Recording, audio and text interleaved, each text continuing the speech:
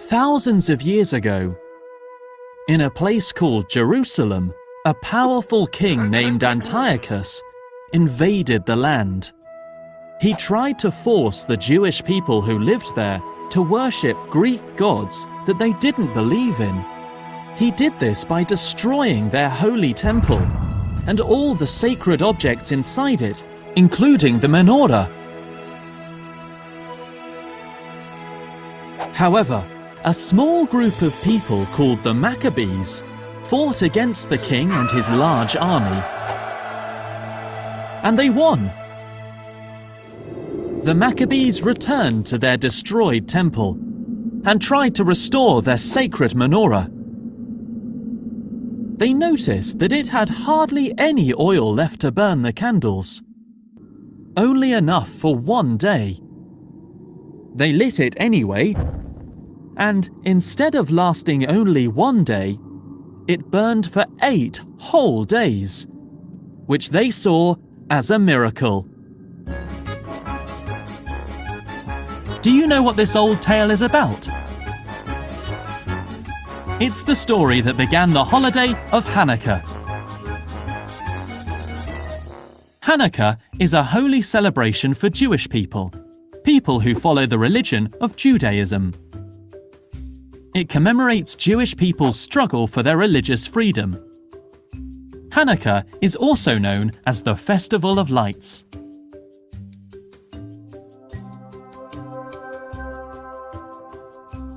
The celebration of Hanukkah usually occurs in late November or in December and lasts for 8 days, due to the miracle of the oil lasting 8 days. During Hanukkah, people light a Hanukkah in their home. It's similar to the sacred menorah in the temple, except that it has more candles and is only used during Hanukkah. As you can see, the Hanukkah has 8 main arms and a 9th which is taller than the rest. This 9th arm is called the shamash, and it's used to light the other 8 candles, one for each day of Hanukkah. Hanukkah is a time shared between family and friends, and a time for lots of food. Since the miracle of the oil is central to the celebration of Hanukkah, Jewish people celebrate this time with foods that are cooked in oil, such as potato cakes called latkes and jelly donuts. Just like many other celebrations around the world, one of the traditions of Hanukkah is the exchange of gifts. This exchanging of gifts is called mishloach manot, and it's a mitzvah. A mitzvah is a rule or commandment written in the Torah, the holy text of Jewish people, and it states what God wants them to do. One other popular tradition of this special Jewish time is a game called dreidel. It's played with a square spinning top, which looks like this, and each side has a Hebrew letter. There are 2 types of dreidels, depending on where you live. If you live inside Israel, which is the country where the miracle of the oil occurred, the Hebrew letters translate to "A great miracle happened here." If you live outside Israel, the letters translate to "A great miracle happened there." Everyone celebrates special days in their own way. Different people have different traditions that they enjoy during their festivals. During Hanukkah, you can say Hanukkah Sameach, which means Happy Hanukkah.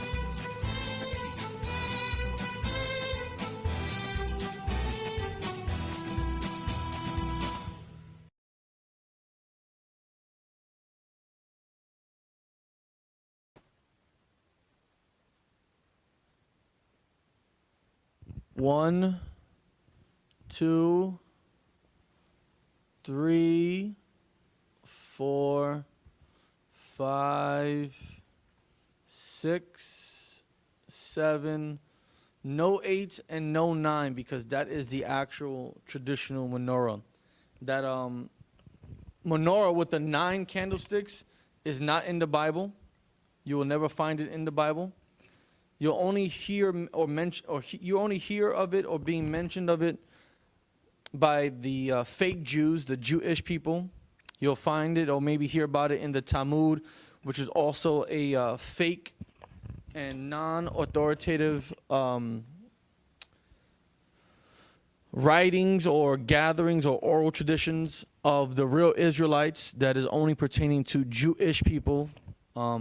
If you don't know, by watching the ISUPK under commanding General Yohana, you'll be learning how these Jewish folklores and fairy tales came into existence, you know, spawning from Herod converting into Judaism and the entire Khazarian Empire adopting the religion and converting to Judaism, and upon its downfall, spreading it throughout Eastern Europe, which is where a lot of Jewish people can trace their ancestries from. So, this is what the real menorah looks like. It has 7 candlesticks. It does not have 9. We do not eat potato cakes or before potato cheesecakes or jelly-filled donuts cooked in excess amounts of oil. We eat fried chicken and all types of good stuff because that's what Black and Hispanic and Native American culture consists of. Everything else that you just saw in this video was entirely garbage. It was created by Jewish people. The Talmud was created by Jewish people. The only thing that they may have gotten accurate was the wars and the stories of these wars that you read about, that you saw in the very beginning of this video. But before we get to the battles and stories that led up to HACHAANAKAH, I would like for you to get that scripture, the scripture in the Bible. If you type in the 7 candlesticks, no, it should be in the Old Testament.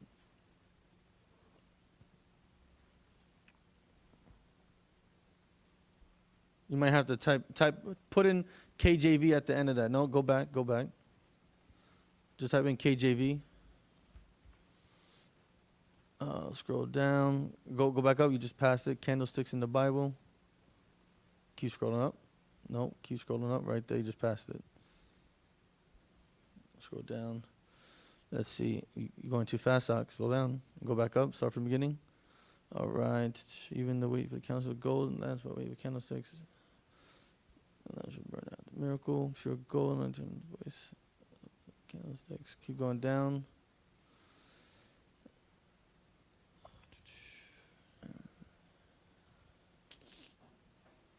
You gonna say something? I believe it's described as 6 candlesticks with the main drinks. Yes. And the candlesticks. Let me see if I get it. As we're getting it, Shalom, Lord in Christ. I'm Priest Ashar Gapan of the Israelite School of Universal Practical Knowledge. Started out at 1 West, 125th Street, Harlem, New York, under commanding General Yohana. And here in this school, we teach the truth according to the Bible, not according to fairy tales, not according to the false beliefs of different races of people who've taken our identity and our culture. But we teach the truth to Blacks, Hispanics, and Native Americans throughout the entire earth, right? And today is the history class for ISUPK. Joining me today, I have Priest and Officer Aisha Ya'ala holding down the computer. I have a young man T in the building, and I have another brother that has joined us today. What's your name again, brother? Angeli, brother A, in the building. So what we're going to be doing is actually going over the stories that led up to what HACHAANAKAH is. We're not going to be talking about the myth of the candlestick burning for 8 days. We're not going to be talking about how the oil was only supposed to last 1 day and it was a miracle. We're not going to be talking about how Jewish people were in a cave somewhere and they only had oil for 1 day, to all that garbage that we learned about in school and in this empire. We're going to learn about facts according to the Bible, right? You found it? Read Bible Extra. Exodus chapter 25 and verse 30. So this is Exodus chapter 25, starting at verse 32. We're going to describe to you what the real menorah looks like according to the Bible. Read. Verse 31, and thou shalt make a candlestick of pure gold. Of beaten work shall the candlestick be made.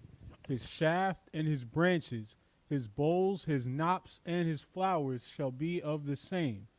And 6 branches shall come out of the sides of it. 6 branches shall come out of the sides of it. So we have 1, 2, 3, 3 on this side. 1, 2, 3, 3 on this side. So that's 6 altogether. Keep going.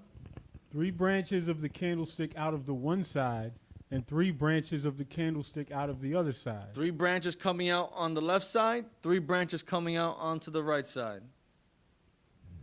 Keep going. 3 bowls made like unto almonds, with a knop and a flower in one branch, and 3 bowls made like almonds in the other branch, with a knop and a flower. So now it's going more descriptive into how the menorah, the candlestick, actually looks. Scroll down a bit.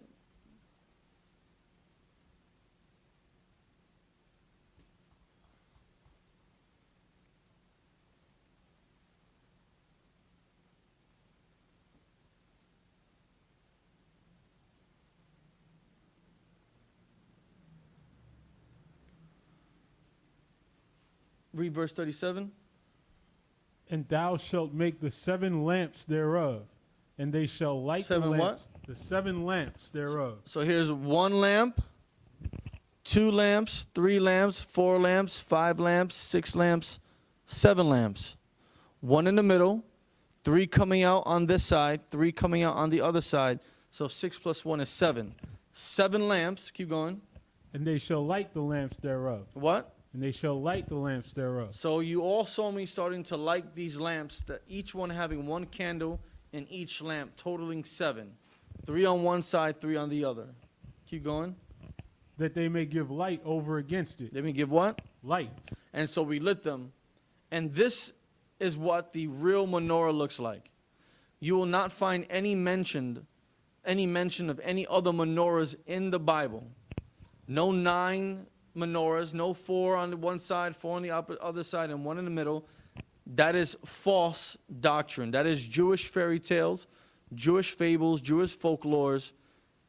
There is no record collection in the Bible or in the Apocrypha, which was books that were taken out of the Bible, that mention 9 candlesticks, that mention oil lasting for 8 days when it was only supposed to last for 1 day. If you actually do more research, you'll find out that it wasn't until centuries later, through the Talmud oral tradition, that it was talked about being that the oil lasted for 8 days. That is not true according to the Bible. Again, that is from the Talmud, and the Talmud is something that Jewish people, converts to a religion that was called Judaism, created amongst themselves. Those latte cakes, whatever you want to call them, those are not an Israelite custom. Those are a Jewish custom. If you do the research of them, I actually was looking it up earlier today. Those lactic cakes, the Latkes, actually come from Eastern Europe, primarily where the Slavics used to live, which is where also the Khazarians Empire was. So now that all that garbage is in the trash, let's actually go into the history of the battles and stories that led up to HACHAANAKAH. Can you please go to 1 Maccabees chapter 1? We're going to start at 1 Maccabees chapter 1. Now, be patient. It's a lot of information that we're about to go over. It's a lot of histories, dates, events, peoples, places, and battles that we are about to read that led up to the Feast of Dedication, the rededicating of the temple when we were able to take it back during the time of the Maccabees. Now, if you can bring that on the screen, share that, Baba Kasha. You can just put it like a little screen, perfect.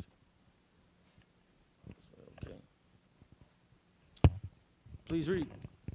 1 Maccabees chapter 1 and verse 1.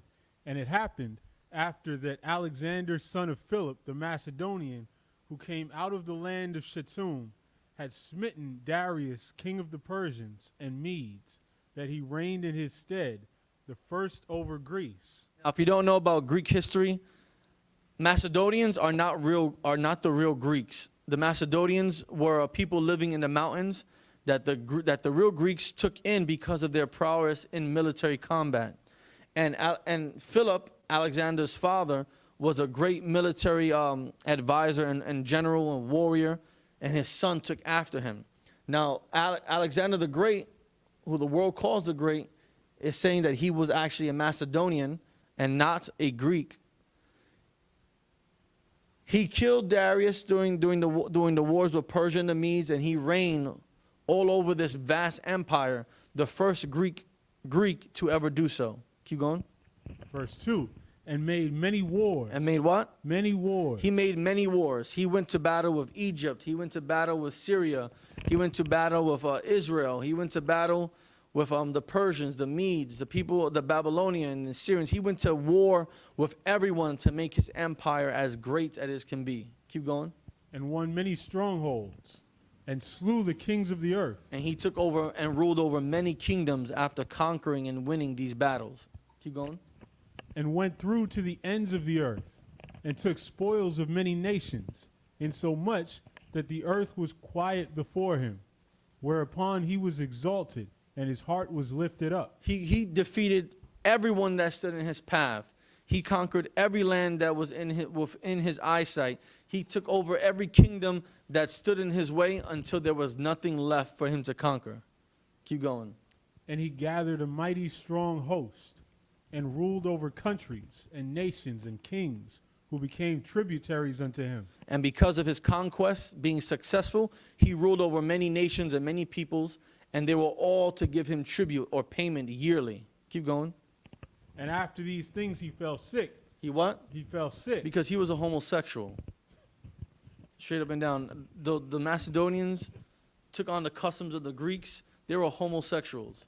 If you read about a lot of the history of Alexander the Great, you will see great evidence of him being a homosexual, right? You'll see a lot of evidence of him engaging in all types of sexual deviancies. Keep going. And perceived that he should die. And he knew that he was going to pass away. Wherefore he called his servants, such as were honorable, and had been brought up with him from his youth, and parted his kingdom among them, while he was yet alive. We're going to hold that right there, right? But I want you on a different tab to look up the 4 generals underneath Alexander the Great, right? So he was going to die, and on his deathbed, he gathered the 4 men that he knew since his youth, that were by his side as he was conquering the known world at this time. Can you read them, please? Ptolemy, Cassander. The first one was Ptolemy. Cassander. Seleucus. And Antigonus. When Alexander died, his kingdom was split into 4, and each one of these generals, right, took one section of the empire and ruled it as their own, right? So if you see this map, we can see, you can share this real quick. On this map, we can see where each person ruled. So in the what we call it, like in Persia, right? Seleucus took over. In Israel, going up to Syria, what is that? Turkey, I believe. Turkey. It was Antiochus. You had Lysimachus, I think that's his name. Cassander taking over where the Greeks were, over near to where Rome is, and you got Ptolemy who took over northeastern Africa, Egypt, leading into Israel. Okay, you can get rid of that and go back to the scriptures. So upon his deathbed, these 4 generals took over one part of the empire as their own. Keep going. So Alexander reigned 12 years and then died. So after all this conquest, he only ruled for 12 years. And then due to, his actions off the battlefield, he died. Keep going. And his servants bear rule, everyone in his place. So these four generals, his servants, ruled, and each one having their own section of Alexander's kingdom, and ruled. Keep going. And after his death, they all put crowns upon themselves. They did what?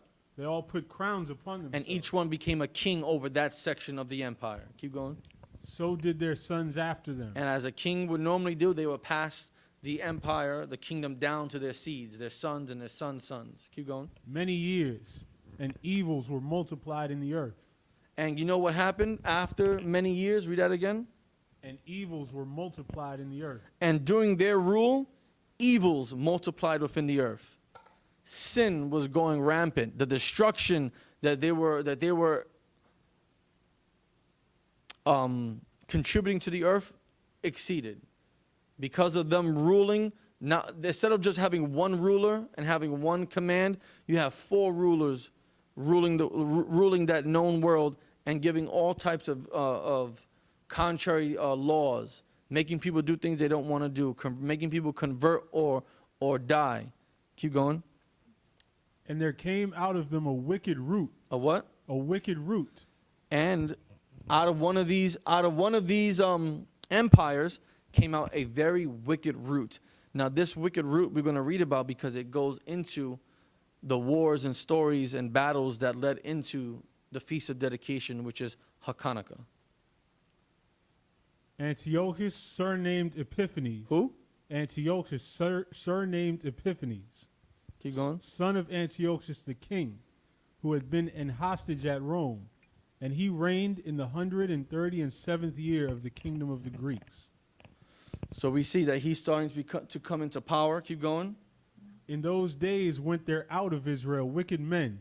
Wicked who? Wicked men. So in Israel, wicked men, people who began to sin, commit great atrocities. Keep going. Who persuaded many. Who did what? Who persuaded many. That's your Christian pastor today. Out of America came many wicked men.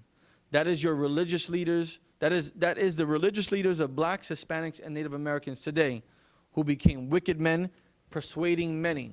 Those are the politicians that you vote for, who are so embedded into American society and American way of life that they have become wicked, turned their backs against the Lord, and are now persuading their people to vote this way or vote that way. Keep going. Saying, let us go and make a covenant with the heathen. And do what? And make a covenant with the heathen. Go to Deuteronomy chapter 7, verse I think 8, either verse 7, chapter 7, verse 7 or verse 8.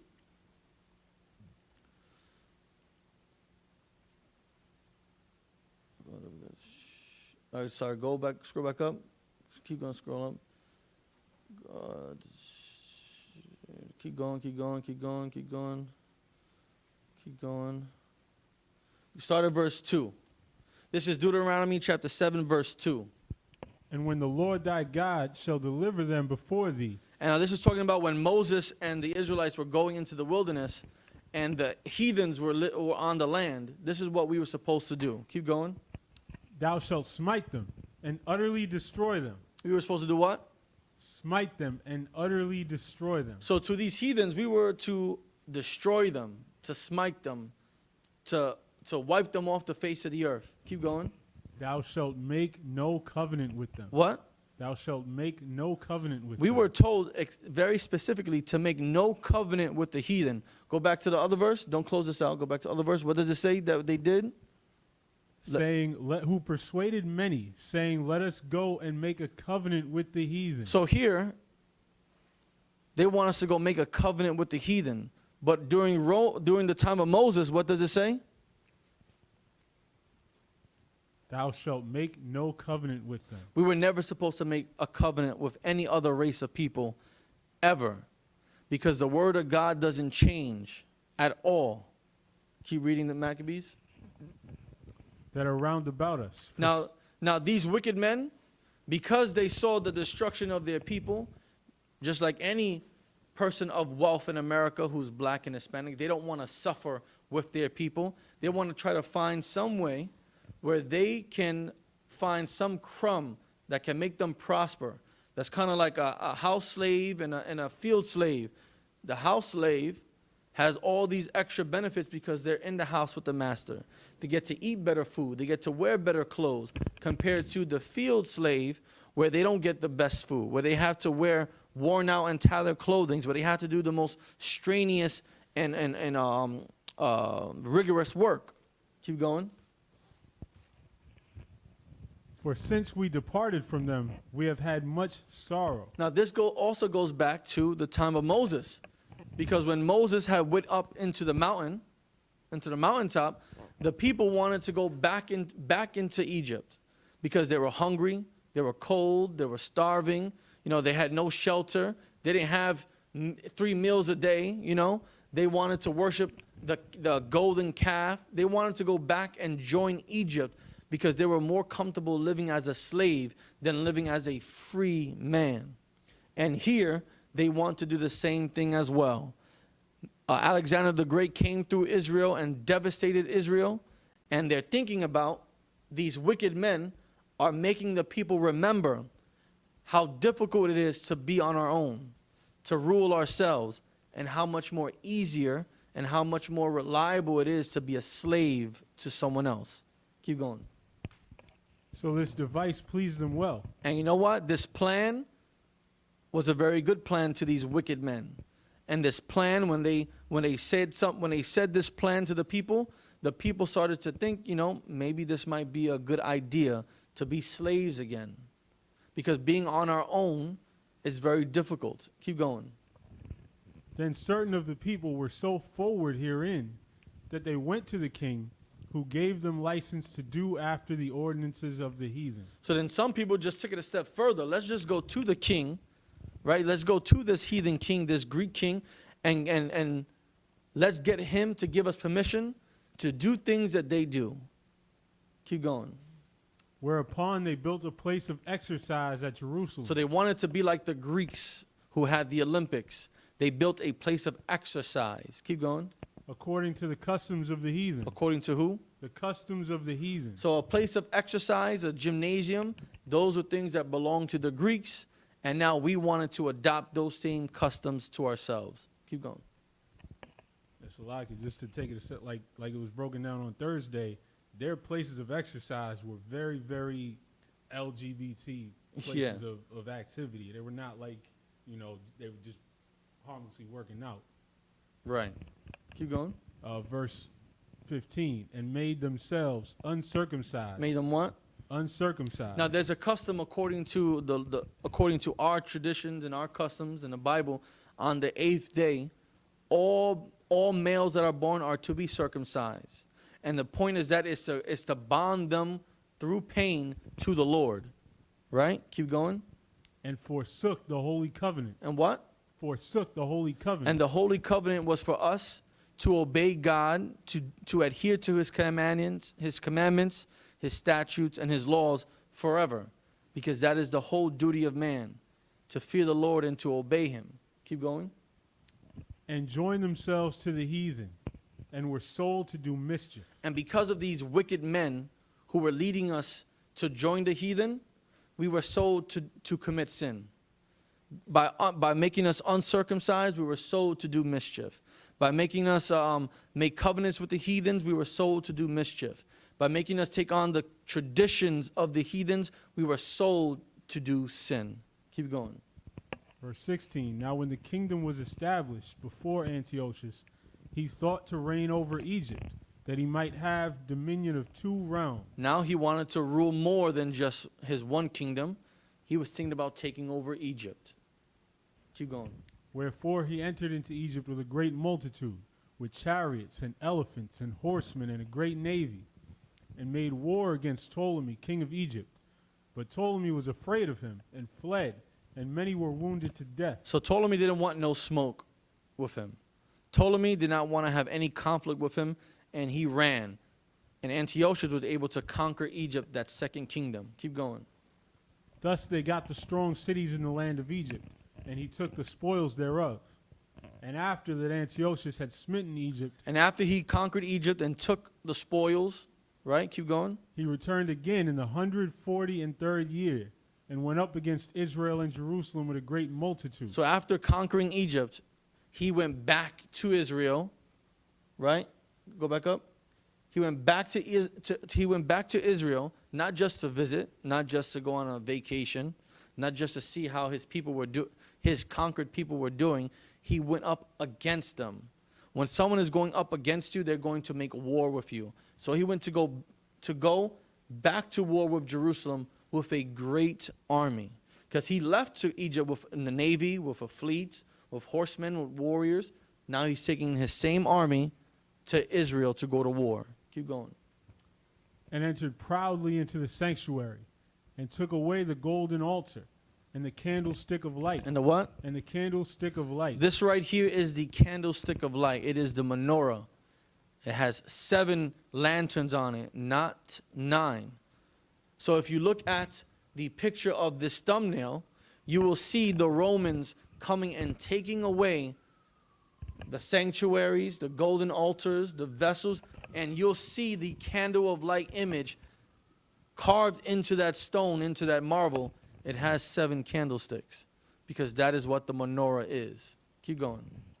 And all the vessels thereof, and the table of the showbread, and the powering vessels, and the vials, and the censers of gold, and the veil, and the crowns, and the golden ornaments that were before the temple, all which he pulled off. He took also the silver and the gold and the precious vessels. Also he took the hidden treasures which he found. And when he had taken all away, he went into his own land. And he took everything. He took everything that was inside the sanctuary, everything that was gathered and given to the Lord, he took away and brought it back to his own land. Keep going. Having made a great massacre. A what? A great massacre. Now, he didn't just steal everything. He put many people to death. It said a great massacre. Keep going. And spoken very proudly. And he was proud of his actions. He rejoiced in his warriors and himself putting to death the people of Jerusalem, our ancestors. Keep going. Therefore there was great mourning in Israel. Why wouldn't there be? Sons were hanged. Daughters were hanged. Mothers and grandmothers were sexually assaulted. Fathers and grandfathers were probably beheaded and put into an early grave. It was great mourning, and it was a great mourning, sorrow, suffering throughout the land of Israel. Keep going. In every place where they were, so that the princes and elders mourned. The virgins and young men were made feeble, and the beauty of women was changed. Every bridegroom took up lamentation, and she that sat in the marriage chamber was in heaviness. Everyone was in despair at this point. Even if it was your wedding day, go back up. Even if it was your wedding day, your newlywed wife was in the marriage chamber crying. The groom was taking lamentations and crying to the Lord, asking, why is this happening to us? Everyone was devastated. Keep going. The land also was moved for the inhabitants thereof, and all the house of Jacob was covered with confusion. No one knew what to do because of such great devastation that just took place because of what just happened with the Greek army. Keep going. And after 2 years fully expired, and you would think 2 years have gone by. Keep going.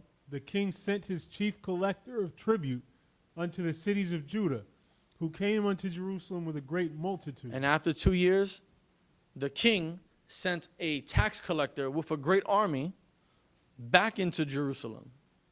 Keep going. And spake peaceable words unto them. And did what? Spake peaceable words unto Hold them. that and give me the scripture smooth as butter, Baba Kishra. So this tax collector was sent by the king, who 2 years earlier came and stole everything out of Israel and from the sanctuary and had a great massacre of the people.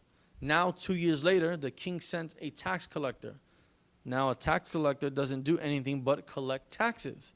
So after 2 years of massacre and of stealing whatever Israel had, someone is coming in to collect more.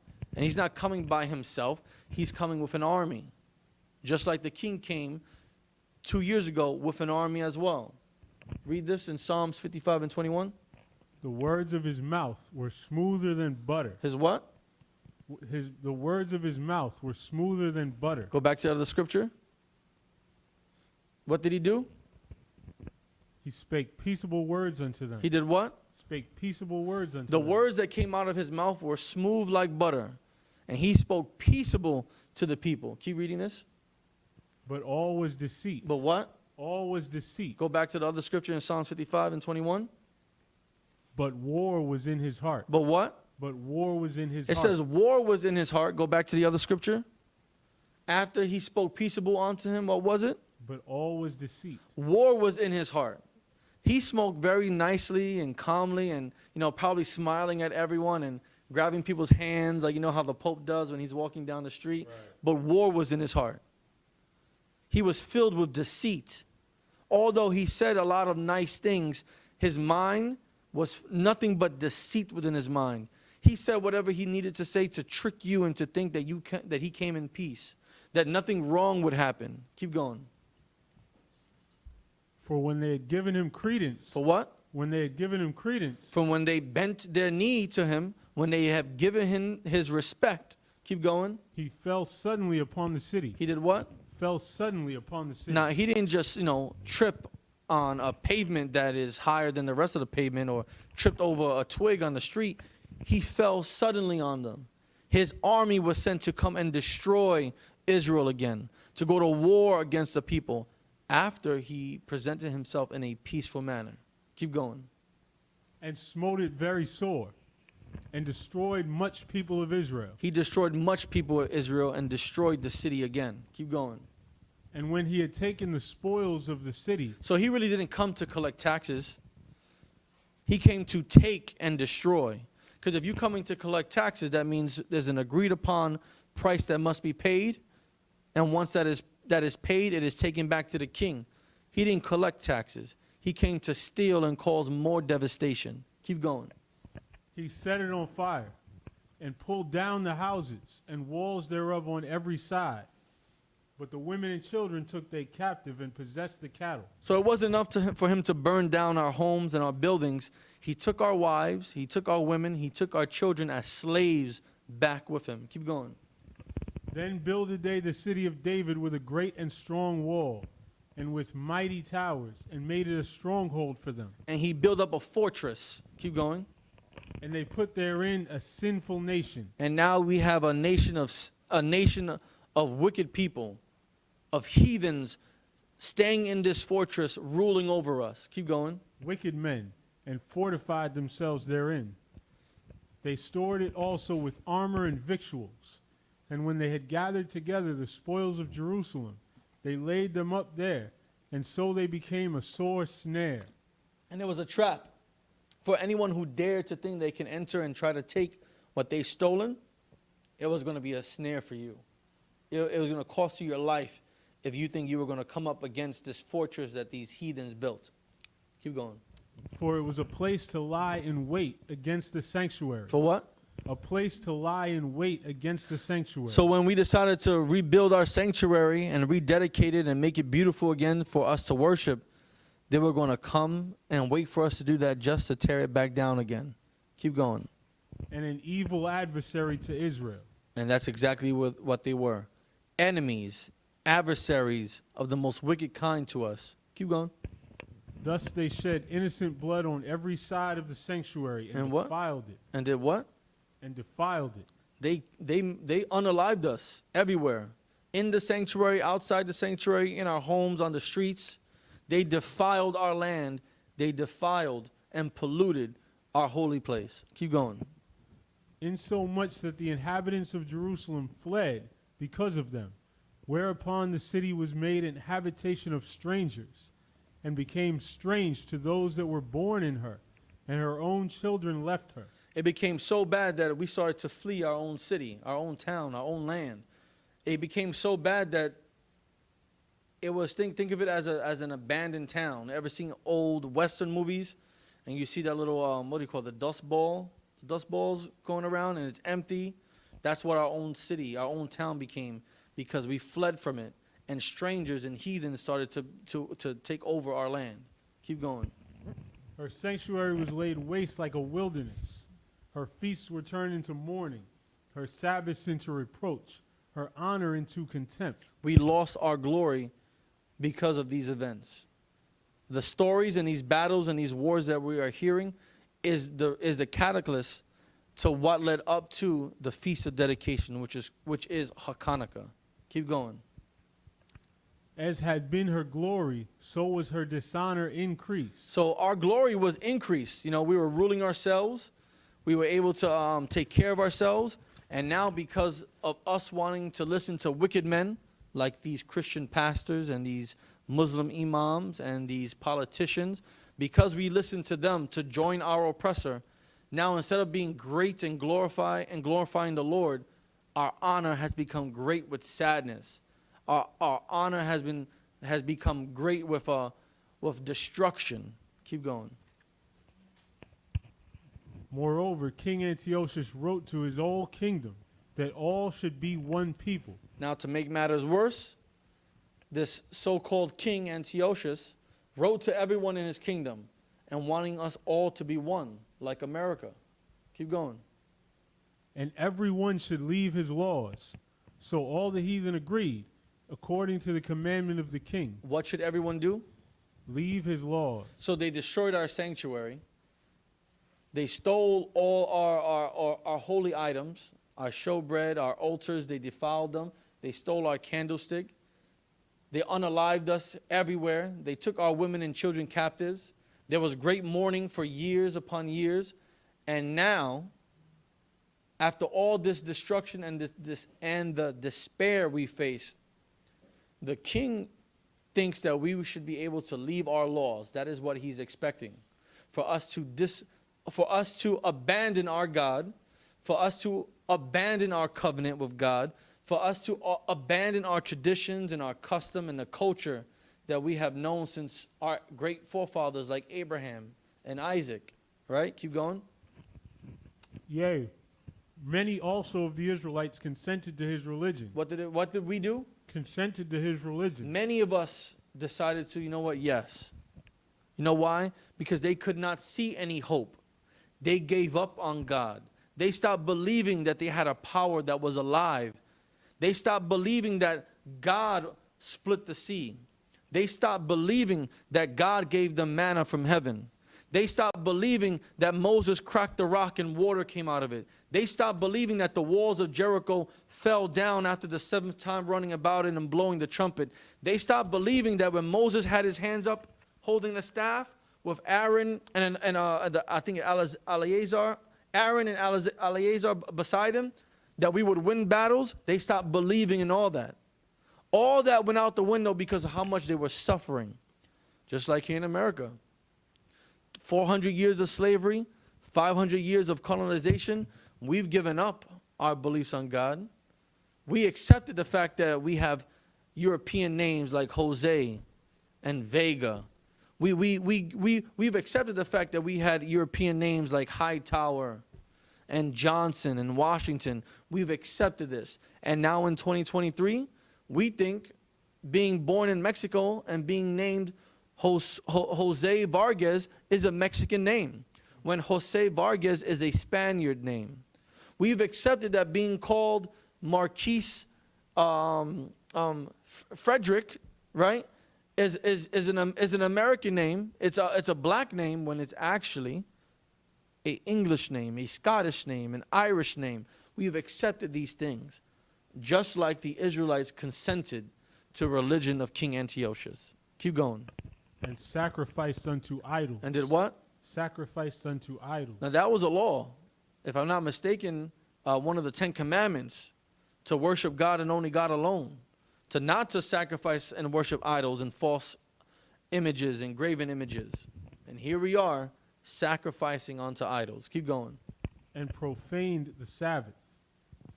For the king had sent letters by messengers unto Jerusalem and the cities of Judah, that they should follow the strange laws of the land. Now we're being told, abandon your God and your beliefs and start obeying the king and following the laws of this new religion. Keep going.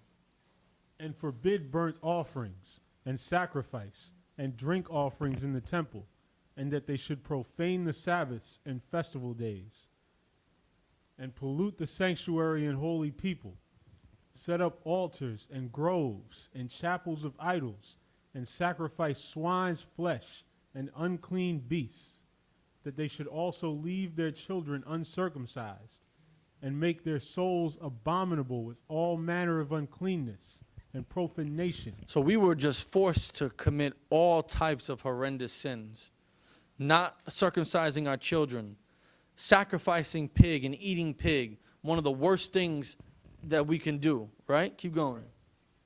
To the end they might forget the law. So what was the goal?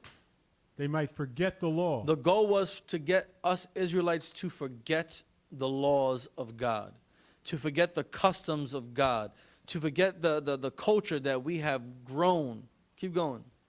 And change all the ordinances And whosoever would not do according to the commandment of the king, And if you did not obey, if you did not convert, if you did not abandon your God and your beliefs and do what the king said, what was the punishment? he said he should die. He should what? Die. If you refuse to eat swine, you would what? Die. If you circumcise your son on the 8th day, what would happen? He should die. If you wanted to keep the Sabbath holy, you would do, what would happen to you? Die. This is what would happen to you if you wanted to keep the traditions of our forefathers. Keep going. In the selfsame manner wrote he to his whole kingdom, and appointed overseers over all the people, commanding the cities of Judah to sacrifice. Everyone must sacrifice. City by city. Then many of the people were gathered unto them, to wit, every one that forsook the law, and so they committed evils in the land. Now, many people decided to abandon their God, our God, and commit these evils. Practice this new religion of the king. Keep going. And drove the Israelites into secret places. And what? Drove the Israelites into secret places. So now we tumble. The water captain's a car. It's called tumbleweed. Another one I was trying to make reference before. The water captain's a car. So now the people who wanted to keep the law had to go run and hide into secret places in order to keep their laws of God, to keep their customs, to keep the Sabbath holy, to circumcise their sons secretly. We had to go into secret places. We had to run in fear of us being put to our demise. Keep going. Even wheresoever they could flee even wheresoever they could flee for succor. Now the 15th day of the month Caslu, in the 145th year, they set up the abomination of desolation upon the altar. Does anyone know in this specific verse what the abomination of desolation upon the altar is?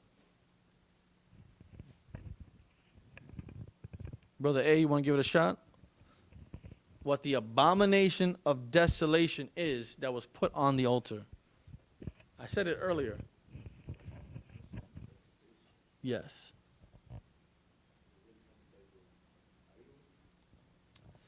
They were doing this for an idol. What do you do on an altar? If you committed a sin and you wanted to be forgiven, what would you bring to the altar or to the priest?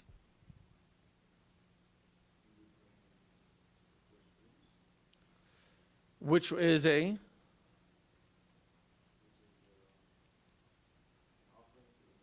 offering. Also, it could be called yes, also it can be called Brother T, you want to help him out? If I'm bringing you an offering, a burnt offering, I'm also bringing a sacrifice. So they would sacrifice on the altar. So if you committed a sin and you couldn't give a whole ram, you couldn't give a sheep, maybe you might be able to afford to bring a turtle dove, or, to the priest, so that way they can use that as your burnt offering, as your sacrificial offering. So what were they sacrificing that was called the abomination of desolation? Brother T? Yes. In this particular verse, this abomination of desolation is swine, pig, that was being sacrificed on our altar, which is profane to us, which is absolutely disgusting and disrespectful to our Lord, sacrificing an unclean beast on our holy altar. Now, to give you more understanding of what the abomination of desolation is, the abomination of desolation is anything that gets you to sacrifice to something that is other than the Lord. Christmas is coming around the corner. That Christmas tree that's going up in many people's homes, that's an abomination of desolation.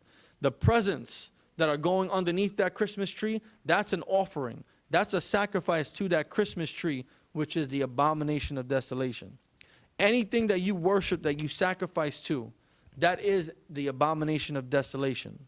But for here, at this particular on this precept and this time, The abomination of desolation was sacrificing swine on our altar. Keep going. And builded idol altars throughout the cities of Judah on every side, and burnt incense at the doors of their houses and in the streets. So we began to worship all different types of gods, began sacrificing and giving burnt offerings to all these fake gods except our own. Keep going. And when they had rent in pieces the books of the law What which they do? found, rent in pieces. What does that mean? Rent in pieces. What is that?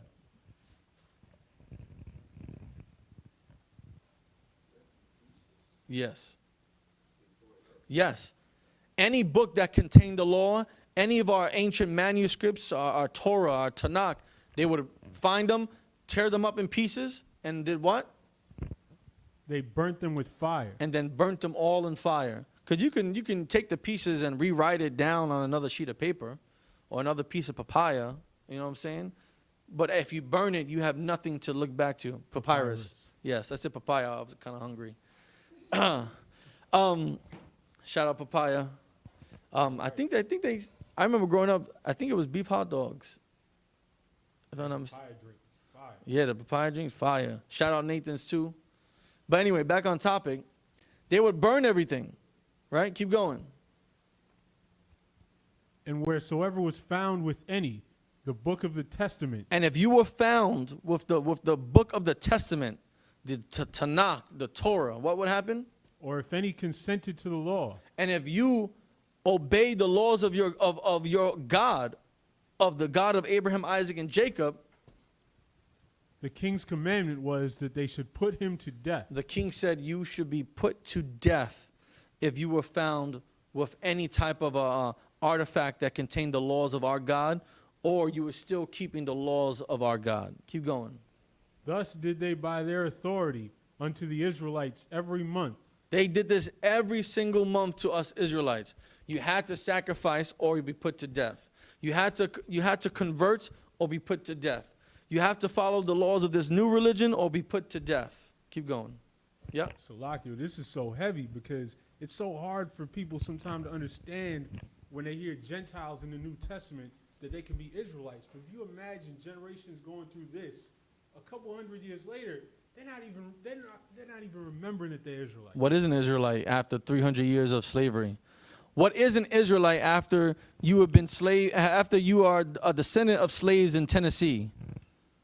What is the tribe of Judah when you've been brainwashed to accept that you are a slave growing up in Mississippi?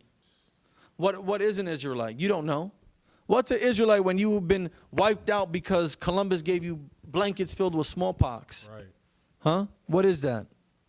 Now you practice Santeria, and you're worshiping Mother Atabe because you've been wiped out so much that you believe in this created religion of Negro slaves and mixed in with Catholicism and mixed in with worshiping Mother Earth and Father, Son, and the moon and the stars.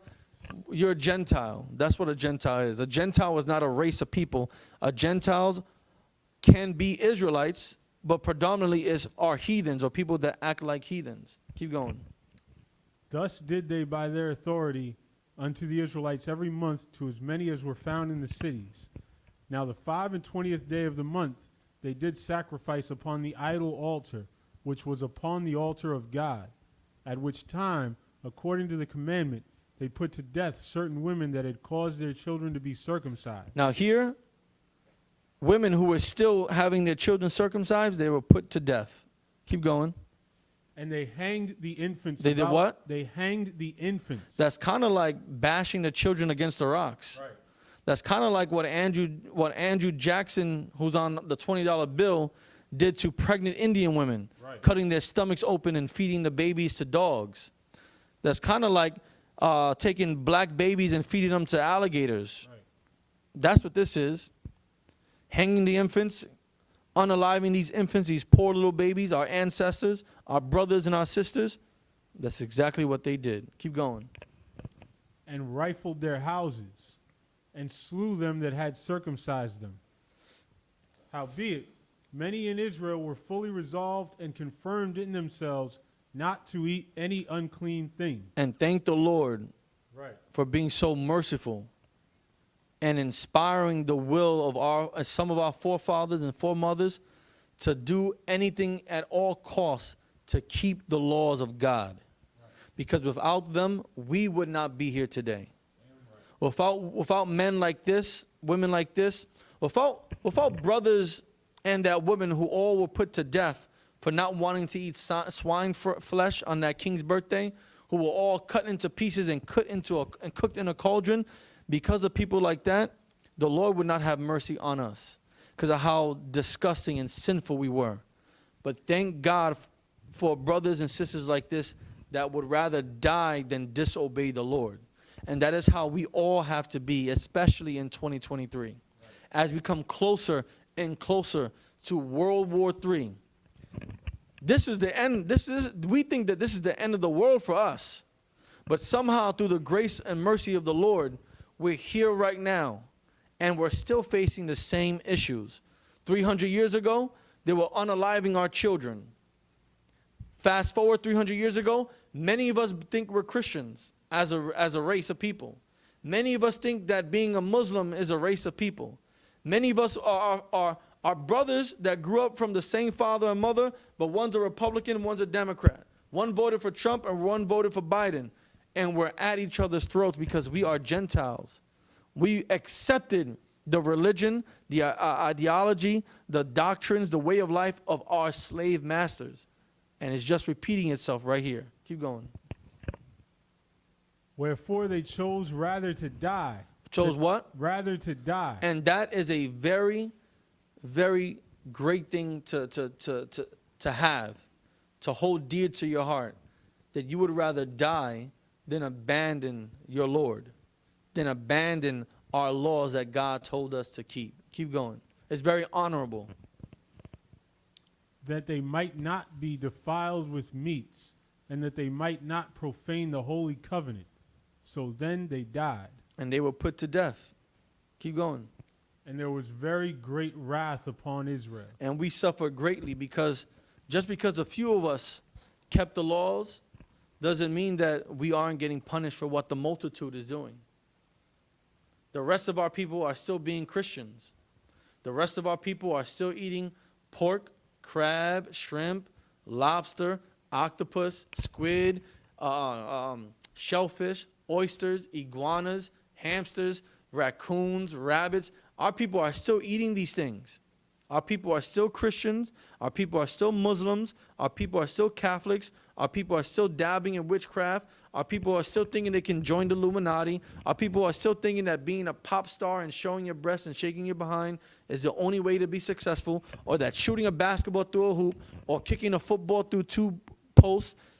We're so indoctrinated in this way of life. This is why we're suffering. Great wrath is still upon Israel. Keep going. Chapter 2 and verse 1.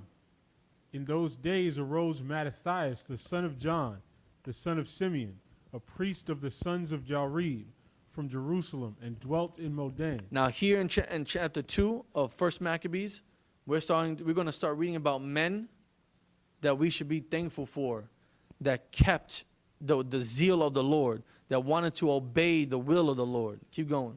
And he had 5 sons, Johanan called Caddis, Simon called Thassi, Judas who was called Maccabeus, Eleazar called Araran, and Jonathan whose surname was Aphas. Now these are the names of his sons. And when he saw the blasphemies that were committed in Judah and Jerusalem, he said, Woe is me!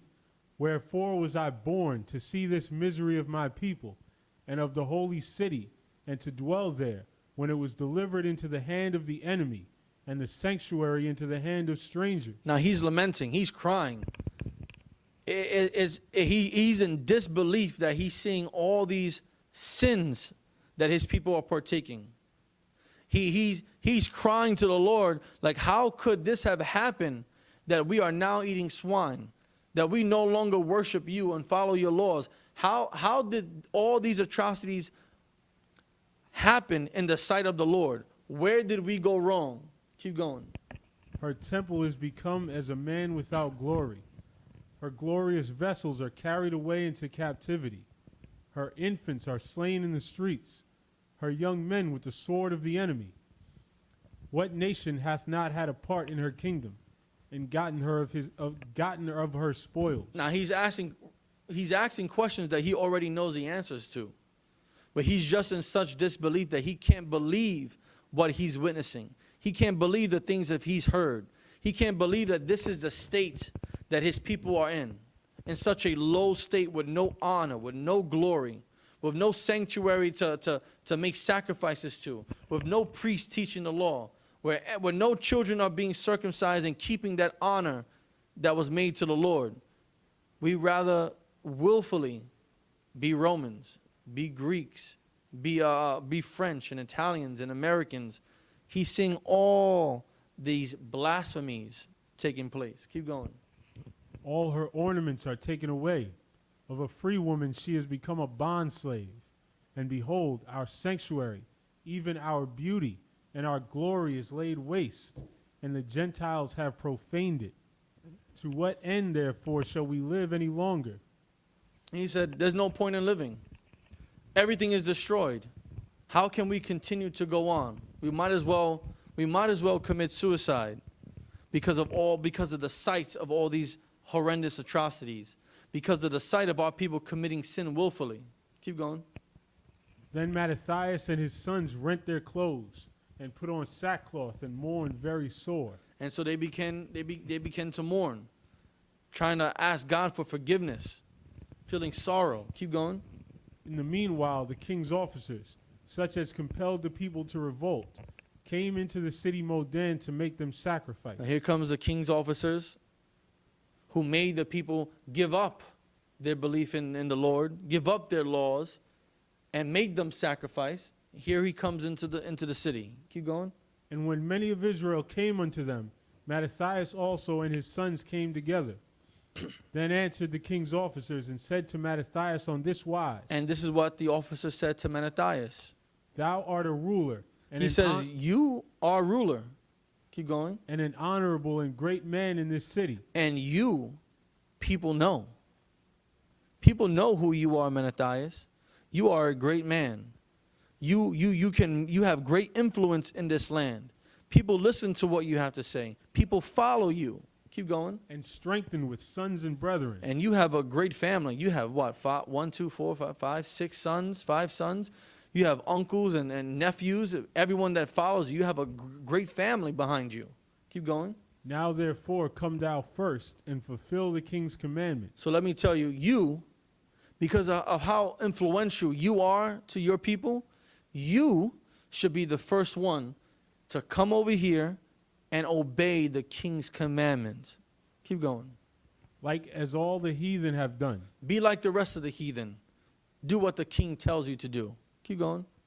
Yea, and the men of Judah also, and such as remain at Jerusalem. And it's not just the heathen, but many of the people, many of your fellow brothers, your fellow Israelites, do the same thing. They obey and they listen to the king. Now we want you to get the rest of the people to obey the king. Keep going. Yea, and the men of Judah also, and such as remain at Jerusalem. So shalt thou and thine house be in the number of the king's friends. And you know what? And by you doing this, you will be a man that is reputable in the eyes of the king. You and your family and your sons will be in the king's court. You will be honored by the king. You will be as the king's friend. Keep going. And thou and thy children shall be honored with silver and gold and many rewards. And I tell you what, we're going to give you an NBA contract signed for $50 million. You keep hitting home runs like Alex Rodriguez, and you're going to have a $215 million contract for 5 years. All you got to do is hit a golf ball like Tiger Woods, and you're going to get endorsements from Nikes, Adidas, Gatorade, Powerade, Prime. Listen, all you got to do is keep fighting in this ring, and Dana White is going to make sure you get at least $50 million every fight. You're going to be rich. You're going to be loaded, and all you got to do is obey the king. Keep going. Then Mattathias answered and spake with a loud voice. And this is the response of a man who loves the Lord. What you're about to read is what you're about to read and listen to is a response from a man who has zeal to do whatever the Lord has commanded him to do. Keep going. Though all the nations that are under the king's dominion obey him, Even though everyone that the king rules over obeys him and fall away every one from the religion of their fathers, and have given up all their beliefs and all their religions and all their customs that have been passed down from their forefathers, and give consent to his commandments, and willingly accept to do what the king has commanded, yet will I but myself and my sons and my sons and my brethren and the rest of my people, walk in the covenant of our fathers. we ain't going to do the damn thing the king wants us to do. We're going to obey our God, the God of Abraham, Isaac, and Jacob. We're going to follow his statutes, obey his laws, and adhere to his commandments. That's what we're going to do. Keep going. God forbid that we should forsake the law and the ordinances. May God strike us down right here, right now, with a lightning bolt or with a flame of fire from the earth if we ever think to disobey him and give up our laws. Keep going. We will not hearken to the king's words. We're not going to be doing that anytime soon. To go from our religion, either on the right hand or the left. We're not even going to bend a little bit. I'm not even going to eat just a tiny bit of pork and then keep the rest of the laws of my God. I'm not even going to light an incense to the God of Jupiter and then keep the rest of the laws of God. We're not going to do none of that. We're going to keep the law in its entirety. Keep going. Now when he had left speaking these words, there came one of the Jews in the sight of all. Now here comes Tyler Perry. Here comes Will Smith. Here comes the one, oh man, I hate this guy the most. Here comes Steve Harvey with his big clown teeth. You know what I'm saying? Like, here comes Eddie Long. Here comes, substitute any black, Hispanic, or Native American sellout that you can think of. Insert his face into this image right here. Keep going. To sacrifice on the altar, which was at Modan according to the king's commandment. So although the most influential man of all of Israel, Mattathias, said no, he won't do it, there was some disgusting slime ball Jew that was standing on the corner and said, well, if he don't do it, I'm going to do it. If he ain't going to sell the drugs, I'll sell it. If he ain't going to go shoot that person, I'll do it. You're going to give me these riches? Will I get this gold? Will I be the king's friend? I'll do it. I'll do it for less than that. This sellout. Keep going. Which thing when Mattathias saw, he was inflamed with zeal. He was what? Inflamed with zeal. Imagine seeing this crooked bastard after you just stood firm for the Lord, and here you go, some guy that you used to go shopping at the supermarket with, saying he's going to give up the laws of God in your face. He's going to go and sacrifice this pork, this pig, on the altar that you hold dear to your heart. This is what he's going to do. Keep going.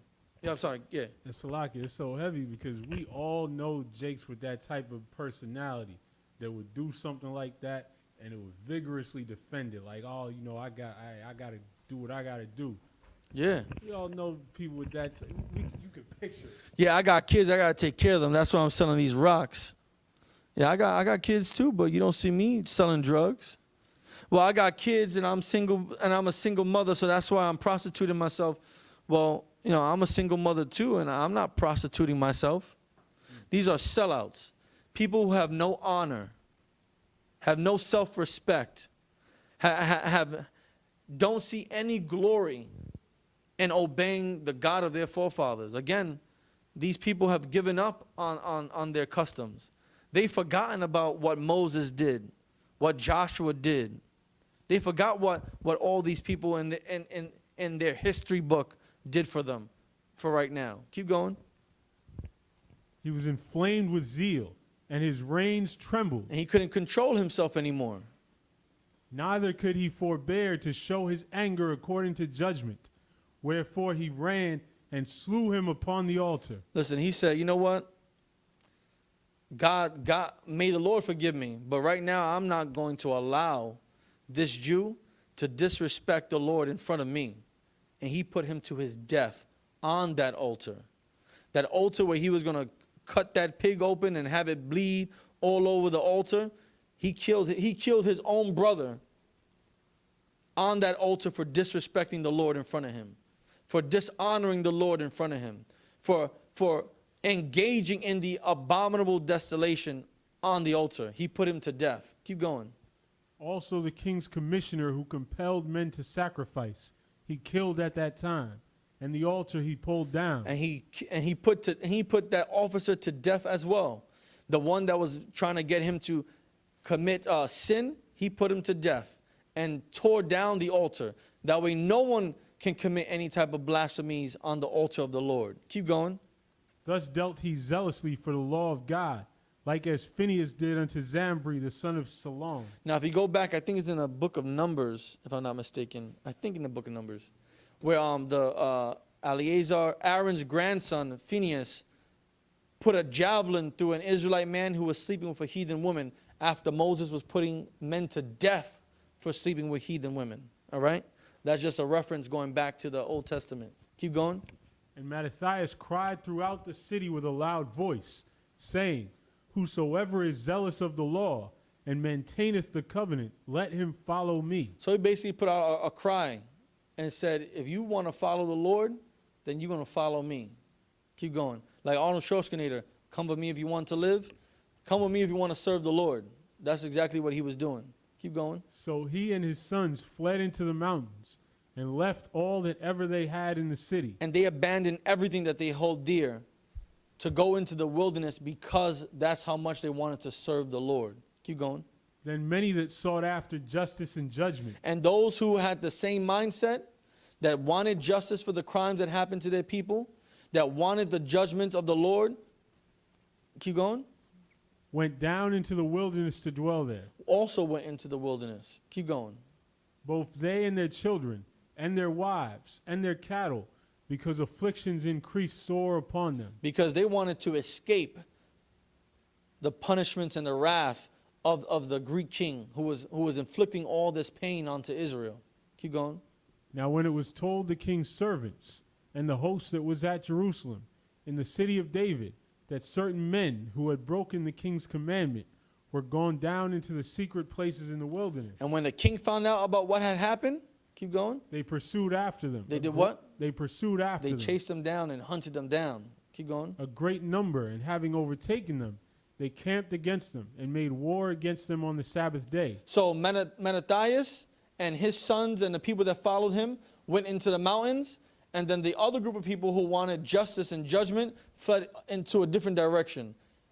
The king and his army did not go after Mattathias and his sons first. They went after the other people, the other Israelites that fled into the wilderness. And this is him and his army chasing those people, those Israelites. Keep going. And they said unto them, let that which you have done hitherto suffice. Come forth and do according to the commandment of the king, and you shall live. And now it's the Sabbath day. And these people are being told, listen, it's okay about what had happened back in town. It's okay about what happened back in the city. Let's forget all about it.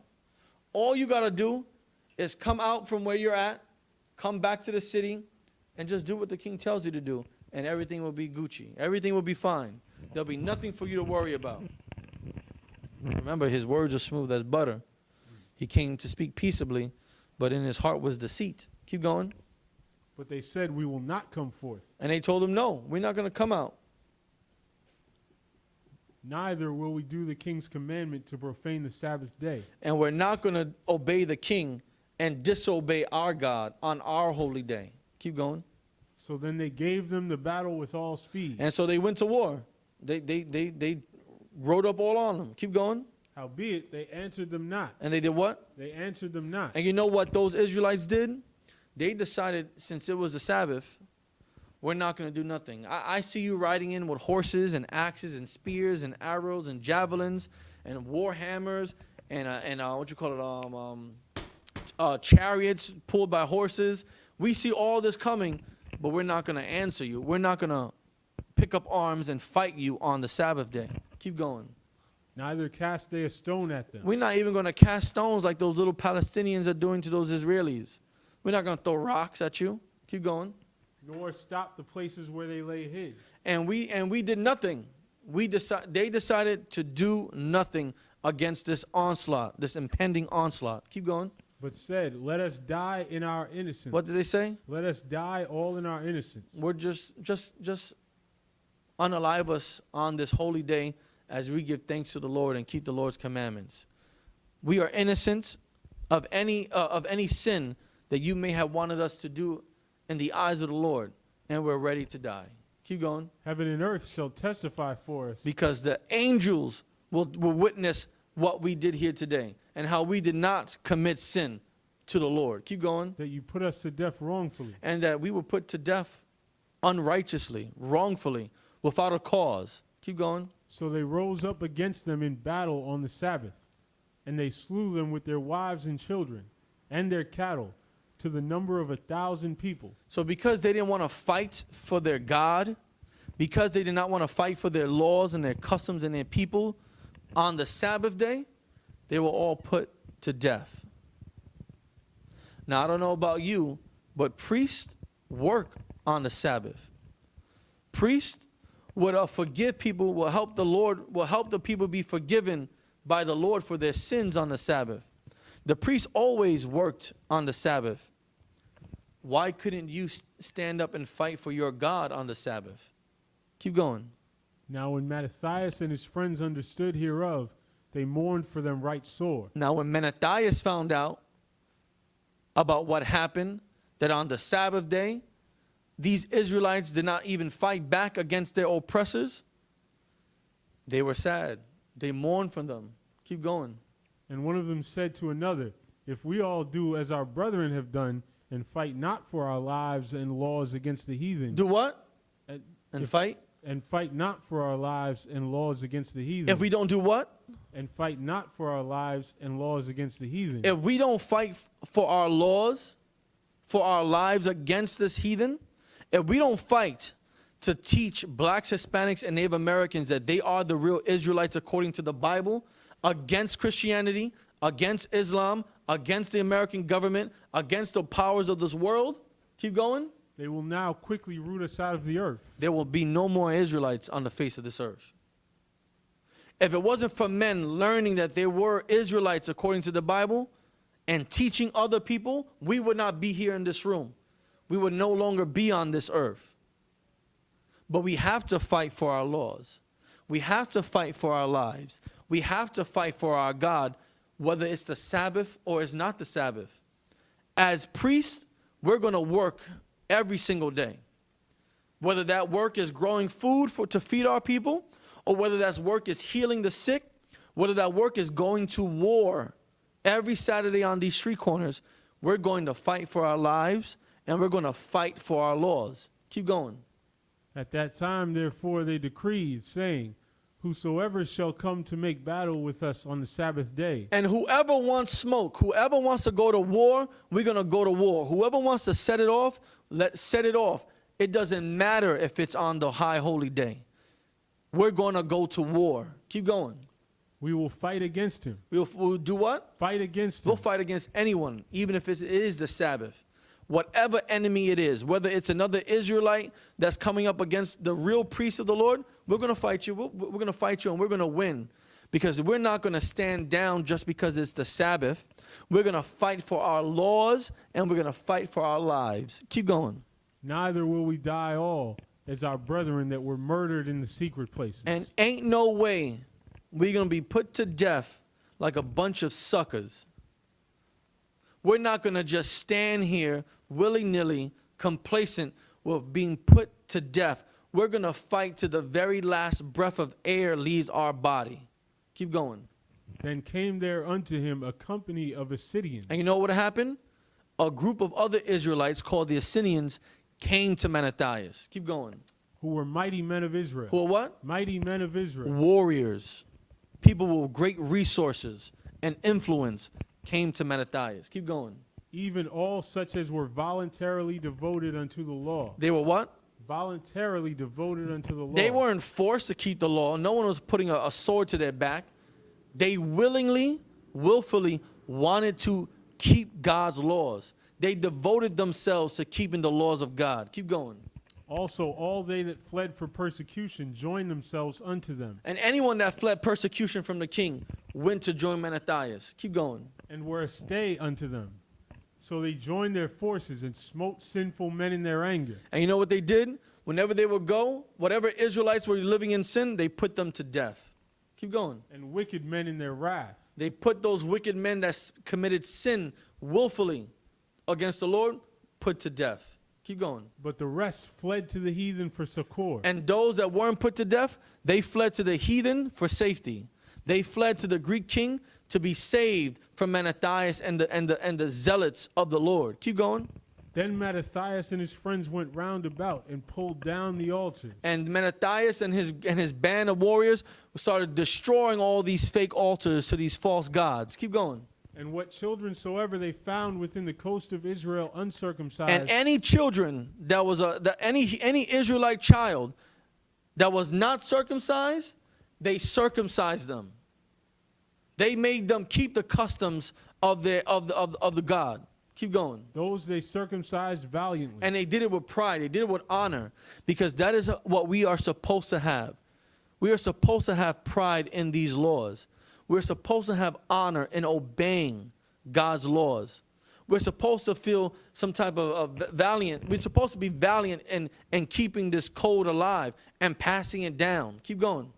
They pursued also after the proud men, and the work prospered in their hand. And as they pursued and hunted down these proud men who did not want to obey, they just kept growing in notability and fame. Keep going. So they recovered the law out of the hand of the Gentiles. And it came to a point where they were able to get the holy book away from the heathens. Keep going. And out of the hand of kings. Neither suffered they the sinner to triumph. And now that they got their holy book, the floodgates were open now. They got the laws of God in their possession, and they were going to do everything that book said for them to do. Keep going. Now when the time drew near that Mattathias should die, he said unto his sons, now hath pride and rebuke gotten strength, and the time of destruction, and the wrath of indignation. Now Mattathias is getting old. Now therefore, my sons, be ye zealous for the law, and give your lives for the covenant of your fathers. Be what? Because this is very important. Be ye zealous for the law, and give your lives for the covenant of your fathers. He wanted his sons. He wanted us today to be zealous for the Lord, to give our lives for our laws. Keep going. Call to remembrance what acts our fathers did in their time.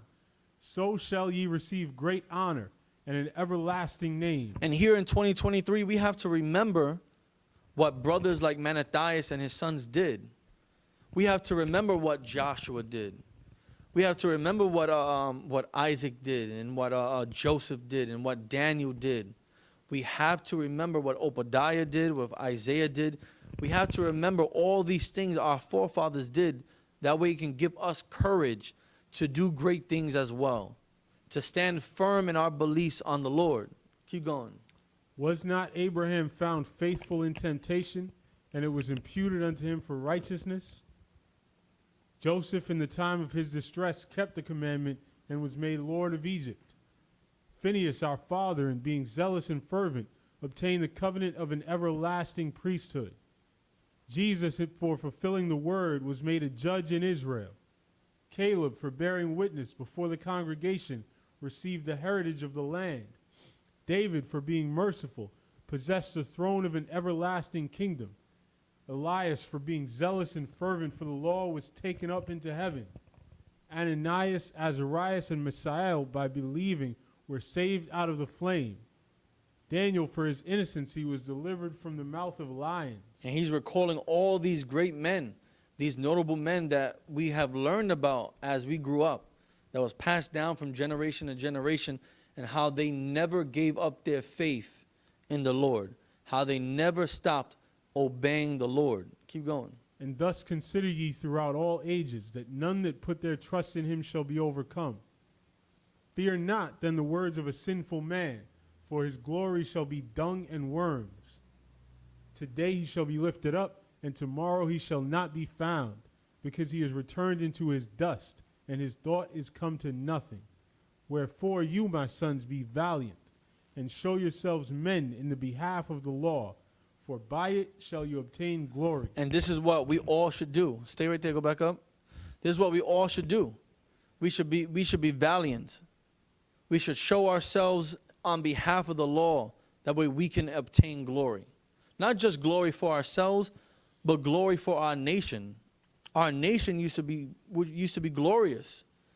King Saul, King David, King Solomon, before he started to commit sin, we used to be glorious in the sight of the Lord. And that is the glory that we need to regain. Glory in the sight of the Lord. And we can't do that if we're giving up our customs.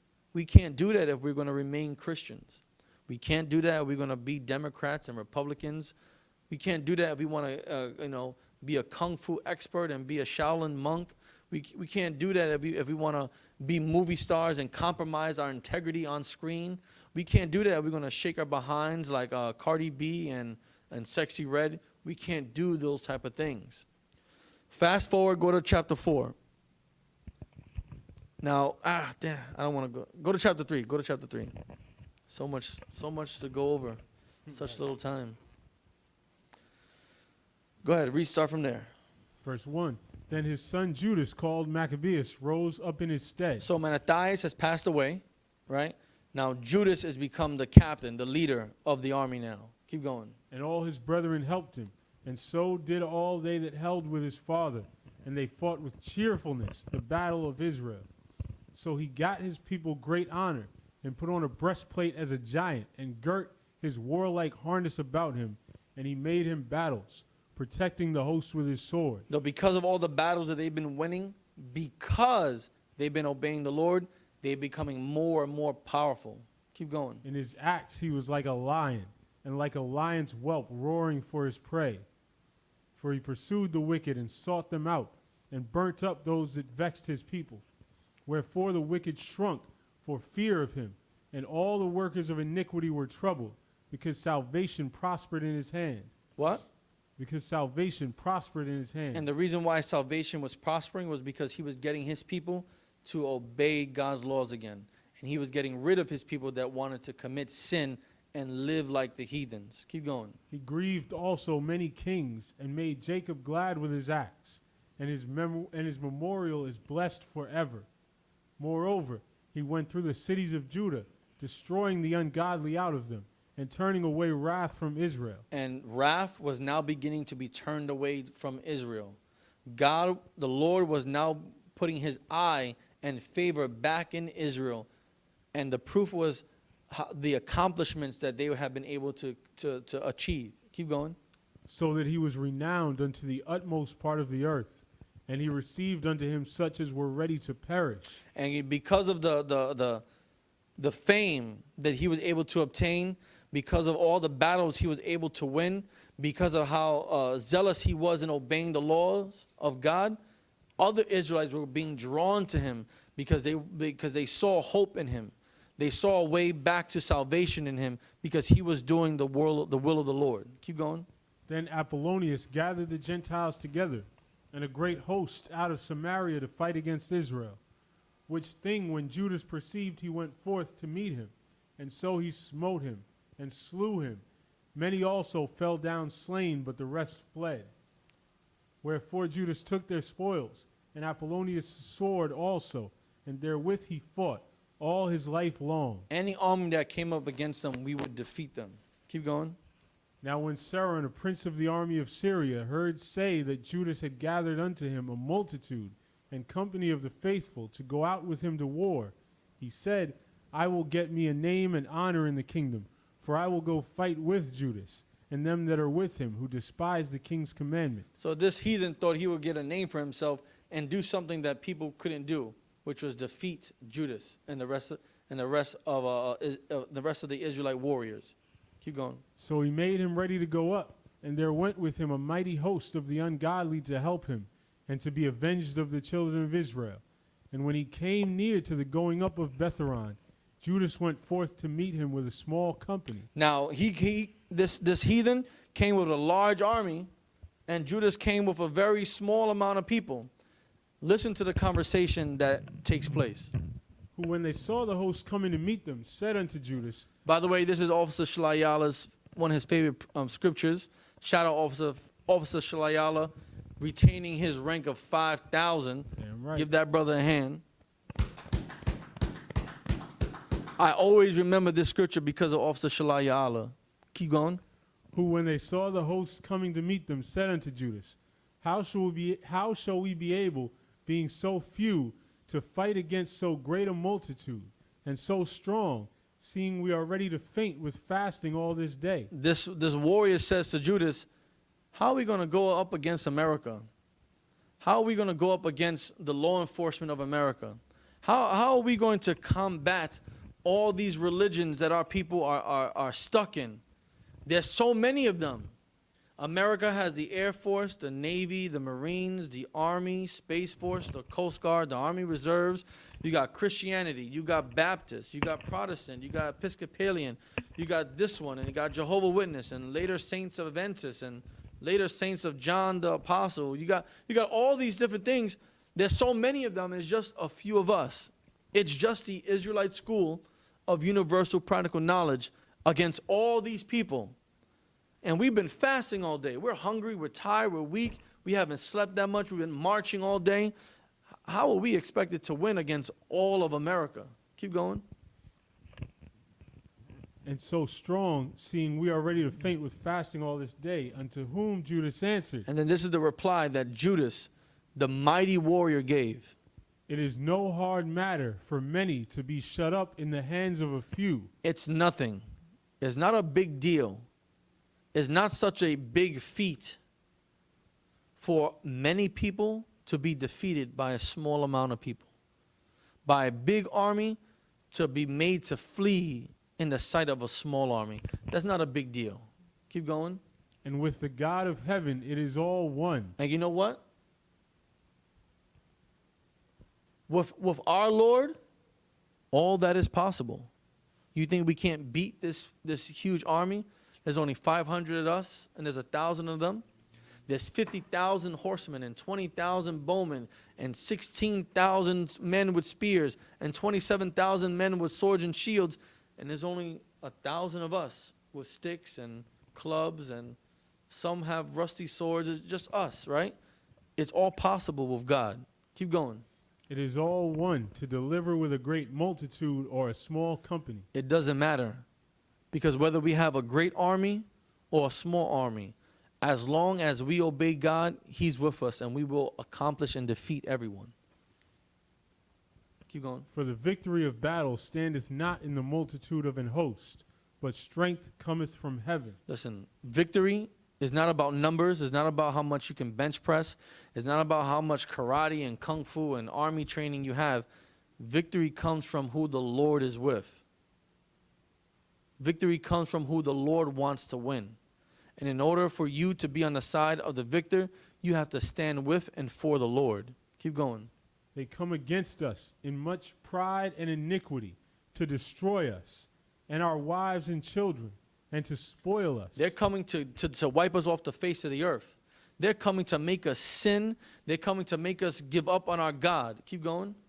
But we fight for our lives. Or what? But we fight for our lives. We're fighting for each other. We're fighting for our women.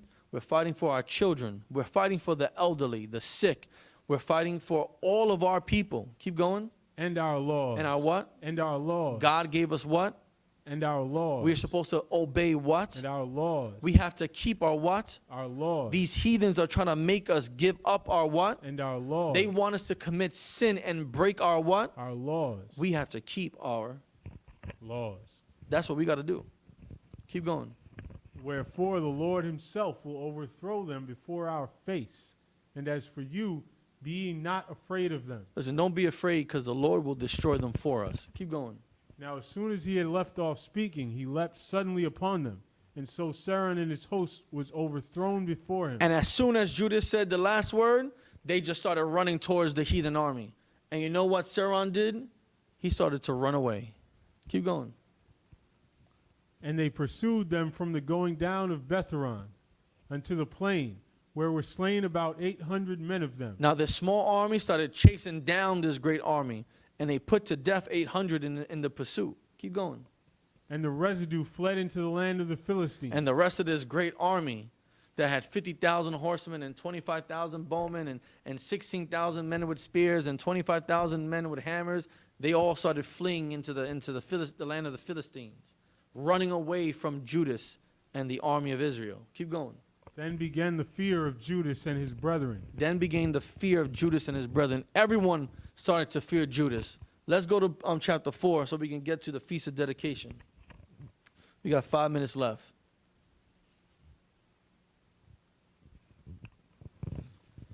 Right, so I want you to start. Wait, going too fast. Start in verse. No, go to verse 30. So more battles are happening here. Start at verse 30. More battles have been happening, and we're winning each battle. People are coming up against us, and they're losing. Keep going. And when he saw that mighty army, he prayed and said, Blessed art thou, O Savior of Israel, who didst quell the violence of the mighty man by the hand of thy servant David, and gavest the host of strangers into the hands of Jonathan the son of Saul and his armor bearer. So another even exceedingly greater army is now coming to go up against Judas and his men.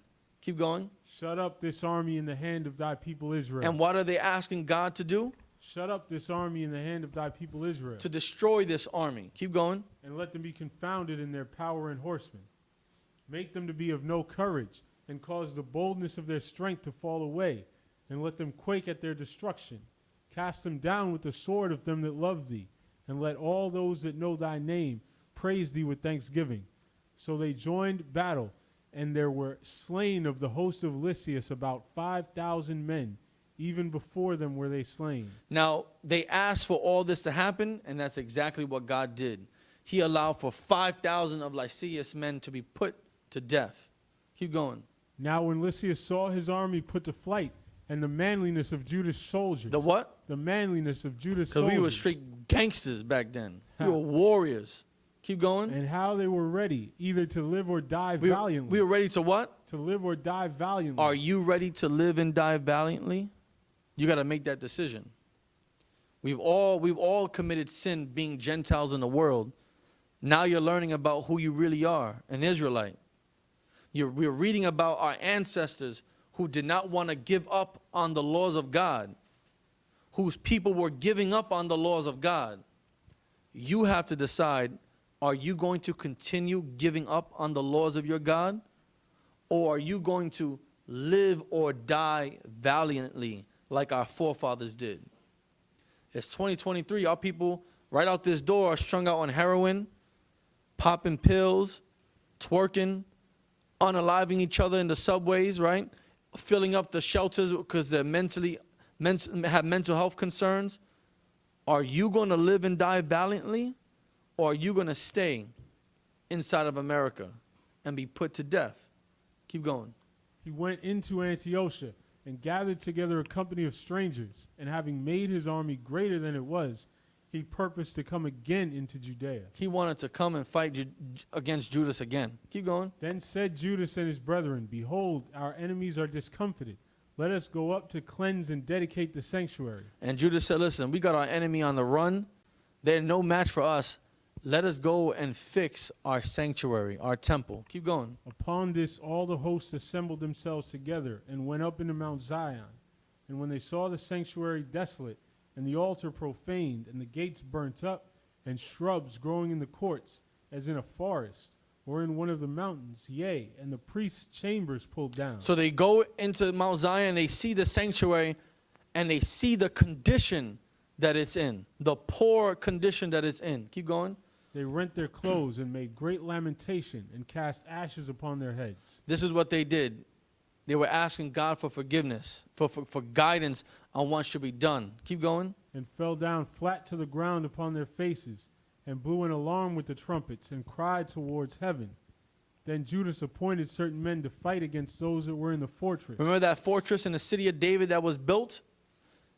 Judas picked certain men to go fight them and conquer that fortress to get back what was stolen from us. Keep going. In the meantime, until he had cleansed the sanctuary. While he was having the sanctuary cleansed. Keep going. So he chose priests of blameless conversation. Now, he chose priests. He picked men that throughout conversations of knowing each other, people can say he's blameless. I can't think of a sin that he committed. I only know him to be an honorable man and a man who keeps the laws of God. He picked those men to do what? Such as had pleasure in the law, who cleansed the sanctuary. And they cleansed the sanctuary. They cleaned it up. They sanctified it again. They made it shine again. Keep going. And bear out the defiled stones into an unclean place. And when, as they consulted what to do with the altar of burnt offerings, which was profaned, they thought it best to pull it down, lest it should be a reproach to them, because the heathen had defiled it. Wherefore they pulled it down, and laid up the stones in the mountain of the temple in a convenient place, until there should come a prophet to show them what should be done with them. Then they took whole stones according to the law, and built a new altar according to the former, and made up the sanctuary, and the things that were within the temple, and hallowed the courts. They made also new holy vessels, and into the temple they brought the candlestick, and the altar of burnt offerings, and of incense, and the table. And upon the altar they burnt incense, and the lamps that were upon the candlestick they lighted, that they might give light in the temple. Furthermore, they set the loaves upon the table, and spread out the veils, and finished all the works which they had begun to make. Now on the 25th day of the 9th month, which is called the month Caslu, in the 148th year, they rose up betimes in the morning, and offered sacrifice according to the law upon the new altar of burnt offerings. Now we're reading about what they've done to rededicate the temple, of all the things that they were able to do. Keep going. Which they had made. Look at what time and what day the heathen had profaned it, even in that it was dedicated with songs and cisterns and harps and cymbals. Then all the people fell upon their faces, worshiping and praising the God of heaven, who had given them good success. And so they kept the dedication of the altar 8 days. They did what? They kept the dedication of the altar 8 days, and offered burnt offerings with gladness, and sacrificed the sacrifice of deliverance and praise. So here we just read how they retook the temple, the sanctuary, how they rededicated the temple and the sanctuary, how they put everything back to where it was, how they lit the candlesticks. It didn't say nine candlesticks. As we went over earlier in the previous scriptures, it was always 7. 6 on the side, 1 in the middle. 3 on the right side, 3 on the left side, 1 in the middle. This is the menorah. This is what was lit during the dedication of the temple. Keep going. They decked also the forefront of the temple with crowns of gold and with shields, and the gates and the chambers they renewed and hanged doors upon them. Thus was there very great gladness among the people, for that the reproach of the heathen was put away. Moreover, Judas and his brethren with the whole congregation of Israel ordained that the days of the dedication of the altar should be kept in their season from year to year by the space of 8 days. And every year we keep HACHAANAKAH, the feast of dedication, where for 8 days we light the menorah, which has 7 candles and not 8 and not 9, and we feast and we party and we remember the men of old who allowed us to have days like this because of their zeal to obey the Lord. Keep going. From the 25th day of the month Caslu, with mirth and gladness. And there we are. That is the history. That is the stories. That is the battles that led up to HACHAANAKAH. I'm Priest Ashagapan of the Israelite School of Universal Practical Knowledge. Started out at 1 West, 125th Street, Harlem, New York, under Commanding General Yohana. And if you are black, Hispanic, or Native American, you should be celebrating the Feast of Dedication with us and remembering with us our forefathers who stood firm in their belief and their conviction in the Lord. Shalom, Israel.